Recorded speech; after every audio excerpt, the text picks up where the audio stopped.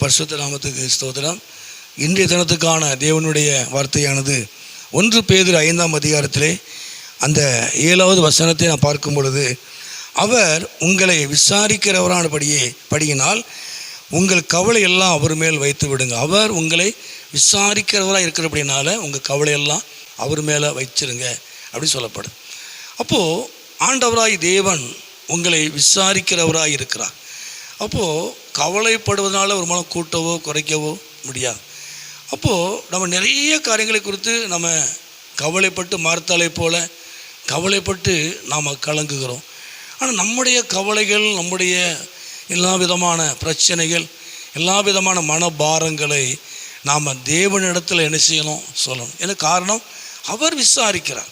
அவர் இந்த உலகத்தில் இந்த பூமியில் யார் விசாரிக்காங்களோ விசாரிக்கலையோ, ஆனால் தேவன் உங்களை விசாரிக்கிறவராக இருக்கிறபடினா அவர் உங்களை விசாரிக்கிறார். அதாவது இன்னொரு அர்த்தம் அது எப்படி அப்படின்னா, அவர் உங்களோடு நெருக்கமாக இருக்கிறார். அவர் உங்கள் மேலே அக்கறையாக இருக்கிறார். தேவன் உங்கள் மேலே உங்கள் மேலே அக்கறையாய் நெருக்கமாக இருக்கிறதுனால உங்கள் கவலைகளை அவர்கிட்ட சொல்லுங்கள்.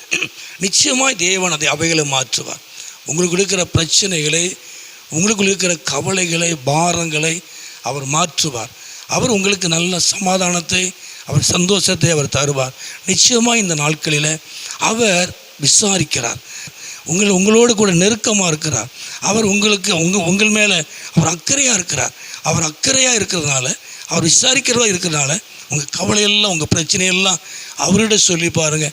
நிச்சயமாக இந்த நாட்களில் தேவன் நல்ல ஒரு காரியத்தை உங்கள் வாழ்க்கையில் செய்வார். சந்தோஷத்தை, சமாதானத்தை அவர் தருவார்.